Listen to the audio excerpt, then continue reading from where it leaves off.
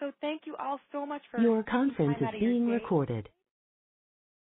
Thank you for taking time out of your day today to join me for the four-factor review. For some of you, this may be a review. You've taken some sort of training with us in the past, either the full 2-day PI practitioner or analyst training.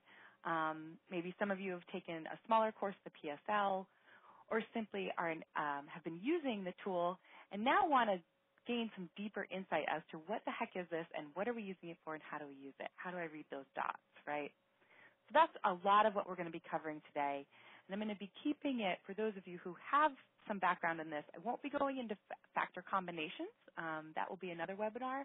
For today, we're just going to do a somewhat under the surface dive for each of the four factors. And I'll show you some tools in Catalyst where you can get continued resources for that. As we start, we'll jump right in. Little background on the predictive index for some of you for whom this is newer. The tool went to market in 1955. It actually was birthed around 1951, but came out to market in 1955. It's a behavioral assessment tool. A lot of people like to call these personality tests. We can't actually test your personality. That has a lot of other pieces to it. So this is a behavioral assessment tool that focuses on drives, needs, and behaviors. So the drives, which are the four factors we're going to be talking about today, those in turn create needs. And then those needs will give us indicated behaviors or predictable behaviors. An example of this is we all have the drive to survive, right? That creates the need to eat, the need of hunger. So when we're hungry, we know we need to eat. When we need to eat, we then go across the street to the sandwich shop and get ourselves a sandwich. That creates a behavior. So you can kind of see how those three are connected there. So drives create needs, and needs indicate predictable behaviors.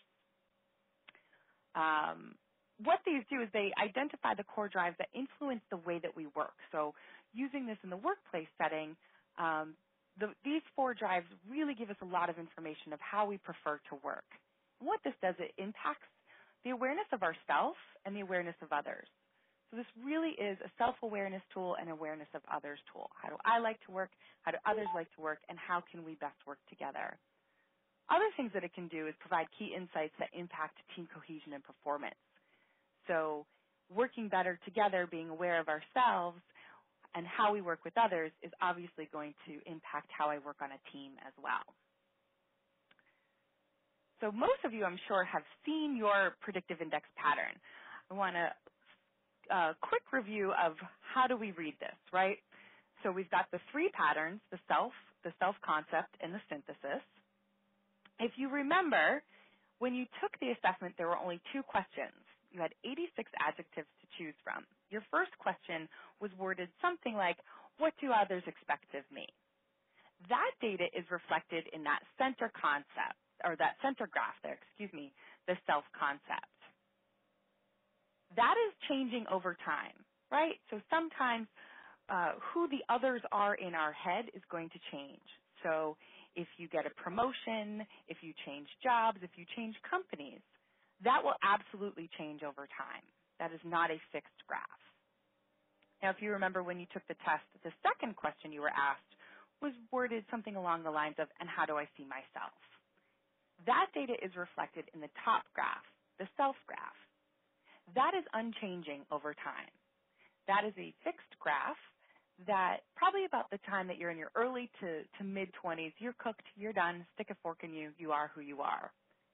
Now, as we grow and gain awarenesses and insights, as we learn tools, we learn how to adapt. That self-concept shows us how we adapt, and the self is reflected of who we are most naturally, what our most natural preferences are, and who we are during times of stress and pressure. So we're all grown-ups. We have grown-up jobs. Sometimes we have to do things in a way that we aren't comfortable or, kind of stretches us a little bit. And that's what's reflected in the self-concept. Finally, the synthesis at the bottom there. That is a spatial average of the self and the self concept. So some people say that's who shows up at work. That's one way to look at it, but it in general is just the average of those two. All right, so quick overview there. We also look at the intensity of our drives, and we're gonna talk a bit about that today. So if you look here, we start at the center, that 0. So right above the word moderate, you see a triangle. That's the 0 or midpoint line. Anything to the right, we call high. Anything to the left, we call low. We measure in sigmas, and you'll see on that top bar there's a 1, 2, 3, positive and negative. So as we're moving to the right, high, those would be positive sigmas, left, low, negative sigmas. As we move further away from the input, that midpoint, the intensity increases on the expression of those drives. So that would mean that the behaviors will be louder, if you will. Kind of think of the volume on a radio. It kind of turns up the volume on that.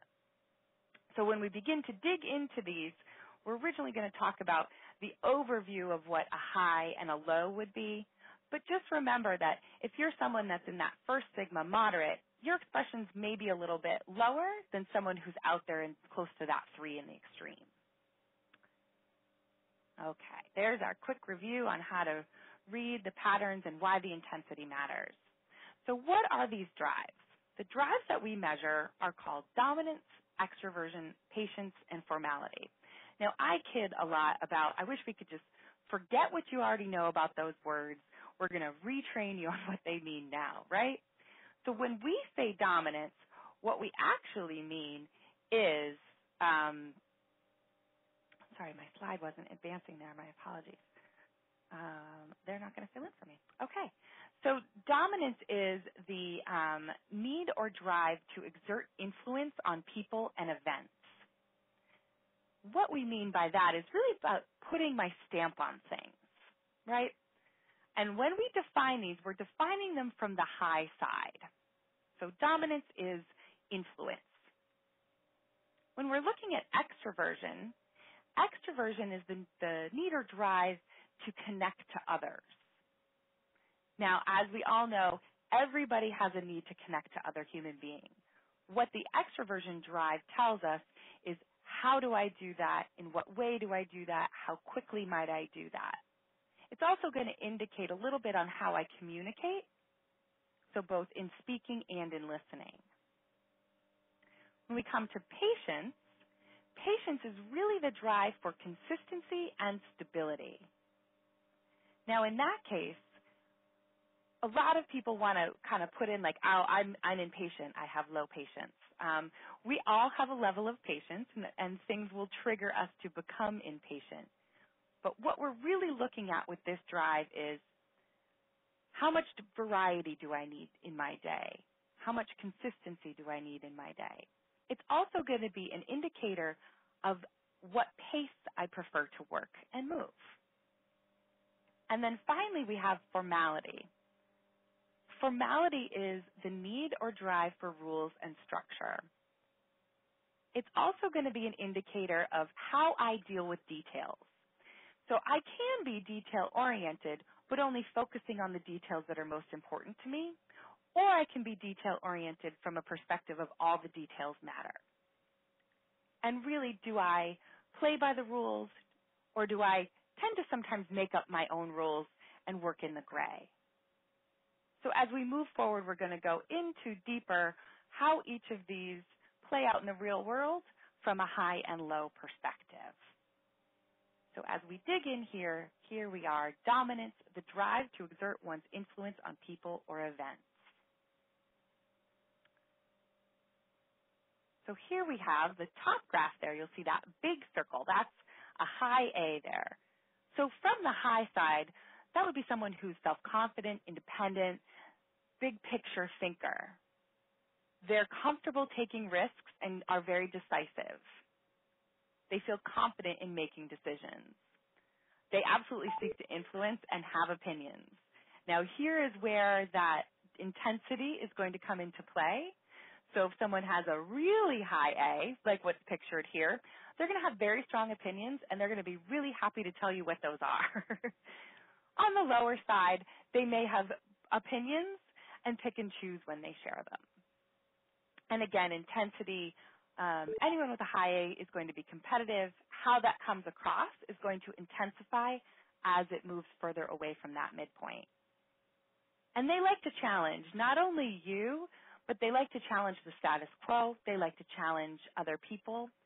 And it's almost as if challenging is a sport for them. So if you've ever been in a meeting and there are two people that have kind of locked horns with each other over an idea, and they each have strong opinions on it, and it almost seems like they're enjoying the argument, that would be two high A people really kind of enjoying that challenging for sport, that pushing forward. Now when we flip to the low side here, as you see that big circle on the low side, so being the lowest drive here, more accommodating, more team-oriented, unselfish. Because they're more risk-averse, they really they seek direction and support in unfamiliar situations especially, and they do avoid risk. They do tend to be a risk mitigator rather than a risk taker. That idea of the team orientation here, people with lower level of dominance really like harmony. They don't like office politics. They're really in it for the team. So if you think of the high side as the I, the low side as the we, or me and we. Low side, really accepting of company policies. They can be kind of team players and company men. And they're really more concerned with the group or team achievement and recognition rather than their own individual achievement and recognition. They really want to do and bring to the table whatever's needed for the team to win. So that competition can kind of kick in there of, I really want us to win. What can I do to contribute for us to win? So there we have dominance, high, and low. Next we move into extraversion. Whoopsie daisy. All over the place here. Sorry, guys. Here we go. Extraversion, the need to connect to people. So this is really all about a connection. And again, as I mentioned, we all have the need to connect. We're human beings. So it's how do I connect? Also a little bit about how I communicate. So someone with a high level of extraversion can be really enthusiastic in their communication. They're persuasive. It's naturally a persuasiveness to them. So they're going to be enthusiastic in listening and talking and getting you to really see their side of things. They socialize information and learn through social interaction. What we kind of mean there is they're constantly gleaning information from the people around them, both verbally and non-verbally. They're really paying attention to the people and socializing information in and through that way. And they really enjoy working collaboratively. One thing to note about a high level of extroversion is they are a talk to think. So for them, speaking out loud, kind of working through an idea, spitballing an idea, it hasn't totally come together for them. But bouncing their idea off a colleague will really help them to let that idea gel. So if you've ever had a coworker who bops around and goes to different cubes or has a great idea and come over to you and they're like, oh my gosh, I need to talk to you about this. I need to talk to someone about this. You have a few minutes. Let me talk this out with you. That's how they're working. It may seem counterintuitive that they're just talking, but they're actually working when they're speaking. Their mind is working. So from a low perspective, here we have someone who's more analytical.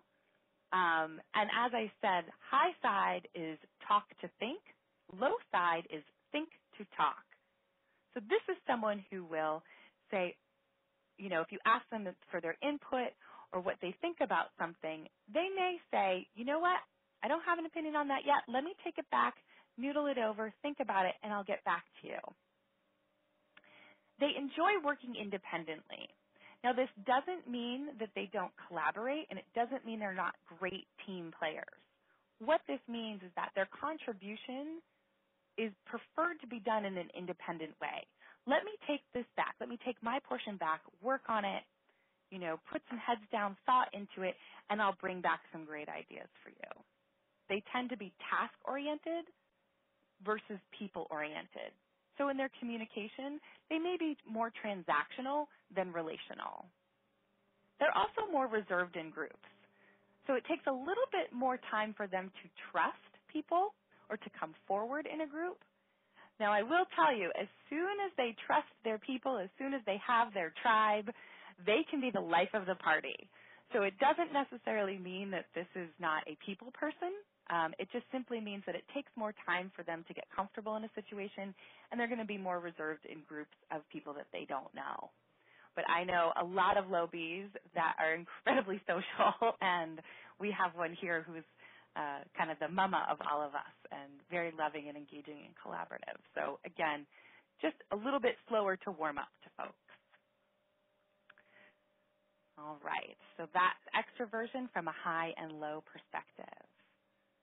Next, we have patience, the drive for consistency and stability. And as I mentioned too, this is a lot about pace.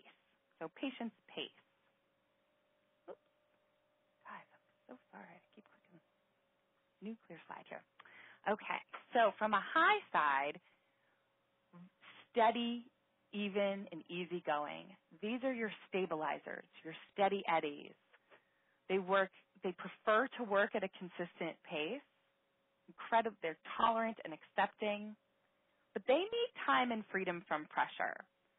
So that pressure, go, go, go, get it done yesterday is not a good motivator for someone with a high level of patience.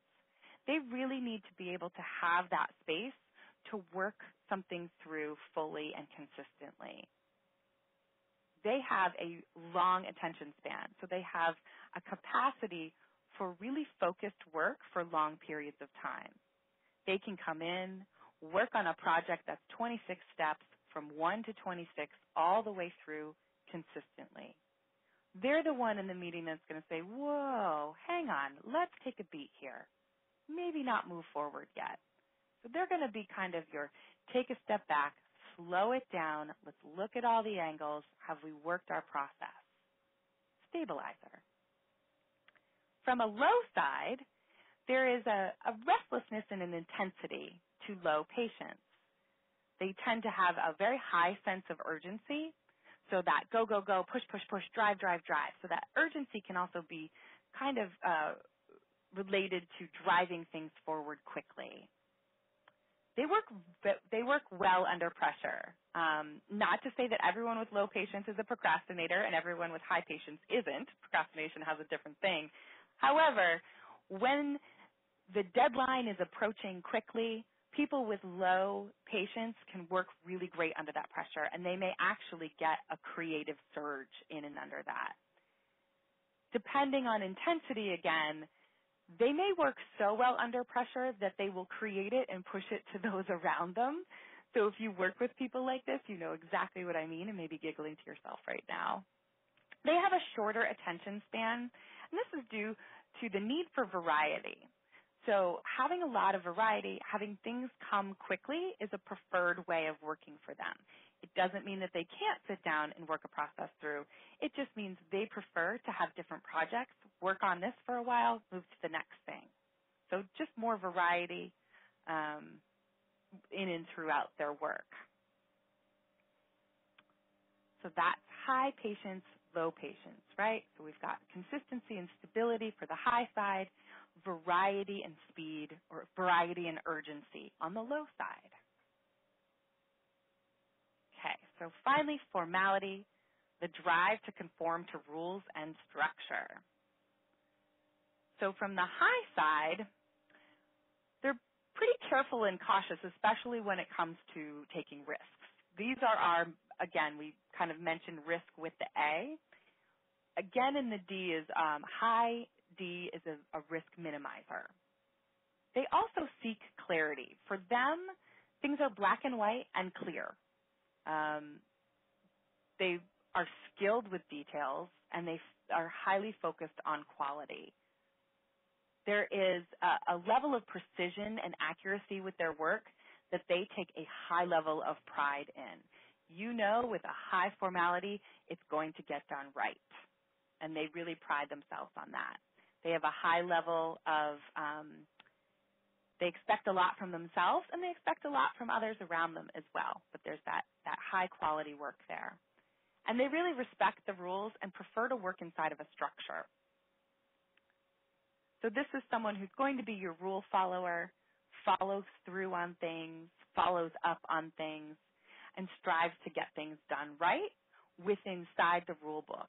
So they really prefer having those bumpers of knowing where they need to be.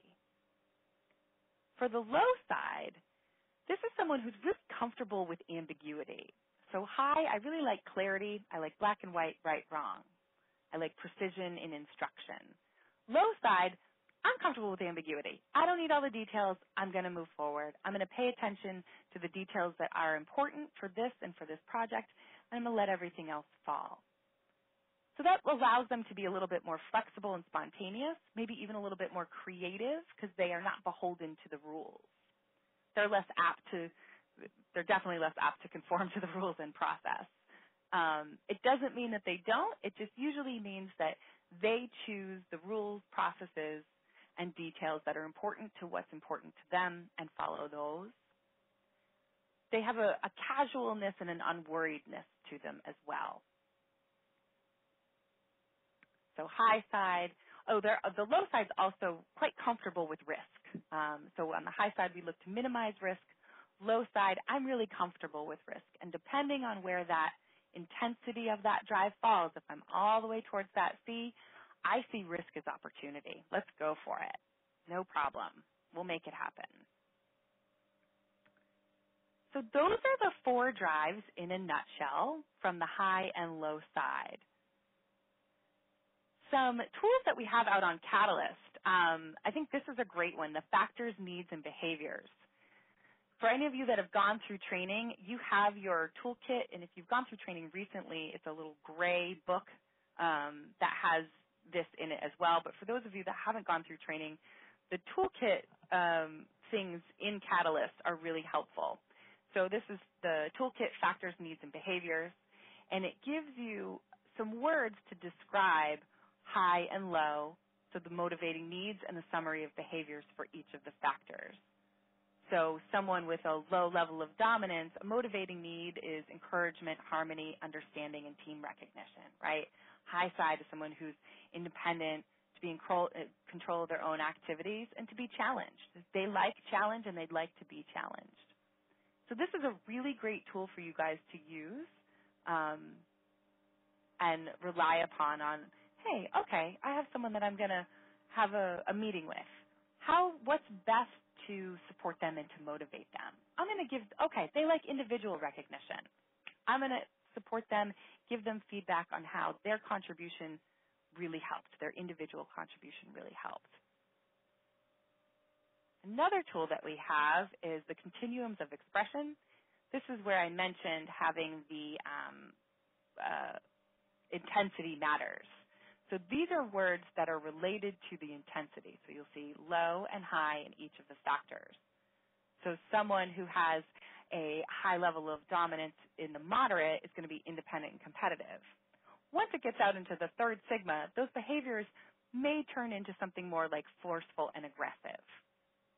So these are going to be helpful too when you're looking not just at the factors themselves, but the intensity of the factors.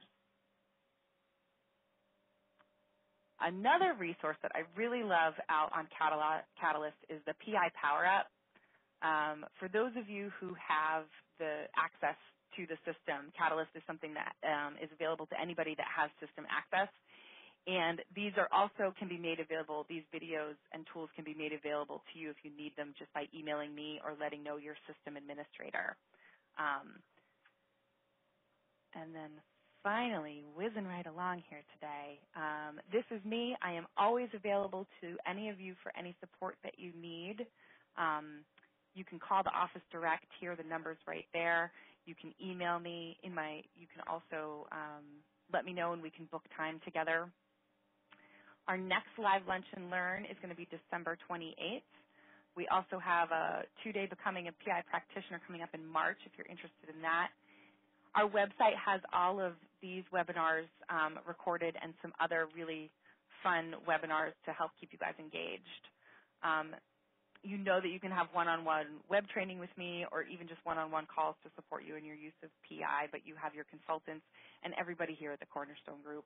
You know, we're a little family, so call us and we'd love to help. Some document resources from today's training. We have the toolkit with the factor needs and behaviors on Catalyst, the scaled behaviors, as well as those Powerup videos.